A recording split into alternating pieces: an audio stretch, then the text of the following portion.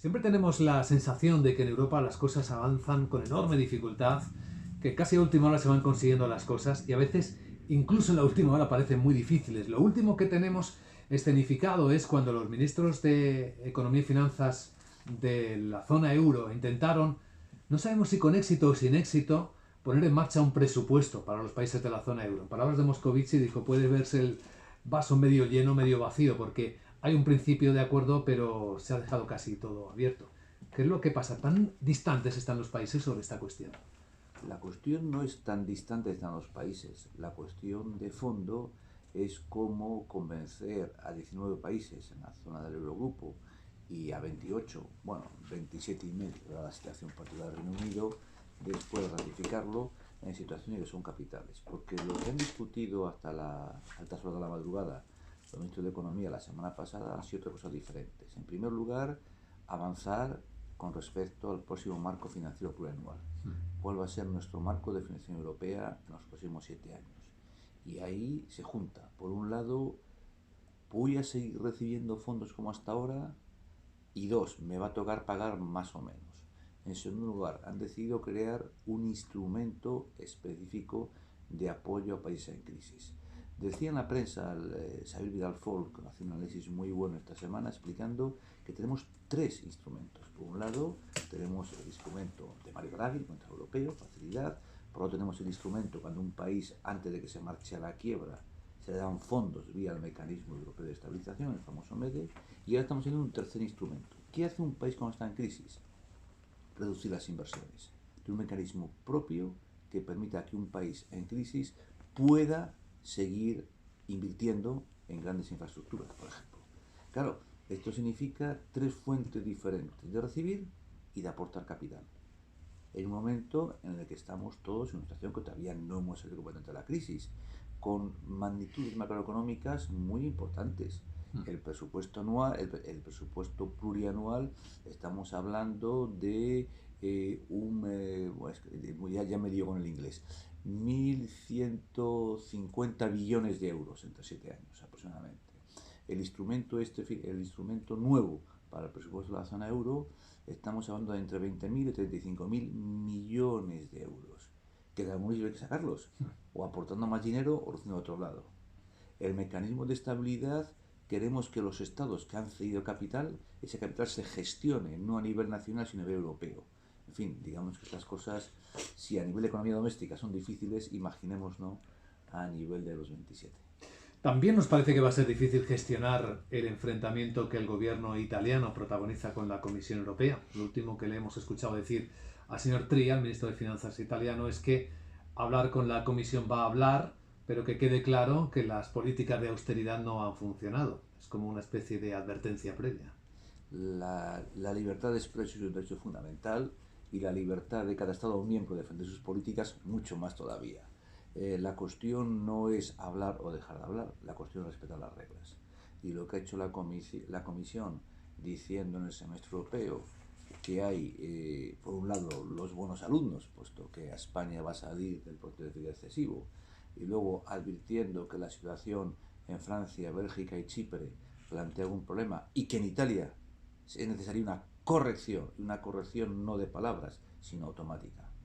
Hay que decir claramente que en diciembre del año pasado el gobierno italiano se comprometió a marcar unas líneas claras en reducción de déficit y de deuda. En opinión y en análisis de la Comisión, esto no se ha cumplido. Por lo tanto, hemos pedido al grupo que se active la prefase de un procedimiento de déficit excesivo contra Italia. Hablaremos, pero hay que cumplir las reglas. Eso parece un mensaje que queda claro en la escena europea.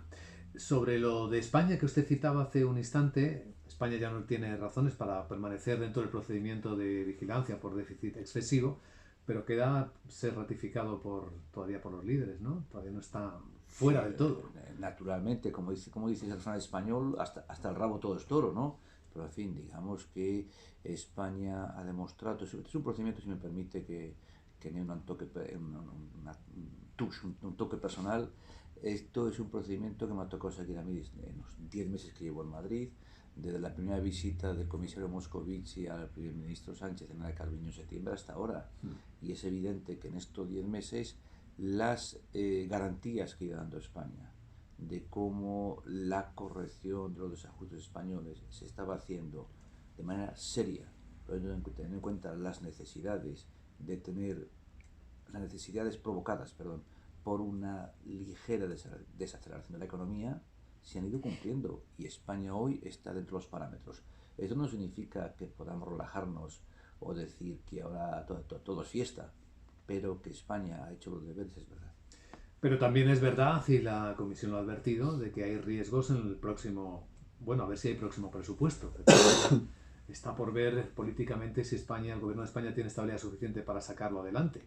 Y hay una posibilidad de que el escenario de ingresos no se cumpla. De hecho, la última reunión de los ministros europeos puso de manifiesto que la aplicación de la tasa financiera, la tasa sobre las transacciones bancarias, puede recaudar muchísimo menos de lo que se estaba estimando inicialmente. Sí, es cierto que estamos en la fase de, si me permite una expresión un poco coloquial, de convencimiento de la famosa tasa de transacciones financieras. No olvidemos que es una tasa que todavía no se aplica, efectivamente, que es una tasa que se va a hacer entre ciertos Estados miembros, estamos en cooperación reforzada, y que esto obliga naturalmente a que aquellos que se han comprometido a aplicarla miren también todo el tiempo, permanentemente, que no haya una especie de dumping con respecto a aquellos estados que no participan en dicha tasa. Pero las previsiones están para demostrar en 7, 9 meses, un año si se han cumplido o no. Señor Fonseca, hay otro asunto muy candente en este momento que parece arrojar muchas dificultades, la de elegir los próximos líderes de la Unión Europea. ¿Cuánto tiempo puede pasar antes de que tengamos que elegir líderes sí o sí? Yo estoy encantado de que este tema, permita que empiece así, de que este tema sea una noticia en toda la prensa y medios de comunicación, porque eso demuestra la importancia de Europa, en primer lugar. Pero en segundo lugar, permítame que a veces me sorprenda, no con su pregunta, sino en general, porque estamos haciendo lo que nos dice el tratado. El tratado nos dice simplemente que el Consejo Europeo, teniendo en cuenta el resultado de las elecciones al Parlamento Europeo, que ha sido el 26 de mayo, y tras las consultas apropiadas, que es lo que están haciendo ahora, propondrá un presidente de la Comisión Europea al Parlamento Europeo. ¿Y cuándo lo va a proponer? La semana próxima. Perdón, no, sí, estamos aquí, hoy día que es 17. Hoy es 17 lunes. Sí, entonces sí, el 21, 20 y 21 de esta semana. 20 y 21 de esta semana, el Consejo Europeo debiera proponer el nombre de una persona. Y ahora está en la fase, todo el mundo es consciente de lo que ha pasado, de lo que dice el tratado, está en la fase de consultas. Las tres principales familias políticas han nombrado 2 negociadores por familia política para llegar a un consenso sobre el nombre de la persona que van a proponer. Luego no tenemos ningún retraso, me parece que es un procedimiento, insisto, 26 de mayo del Parlamento Europeo y en principio propuesta por parte del Consejo Europeo el 21 de junio.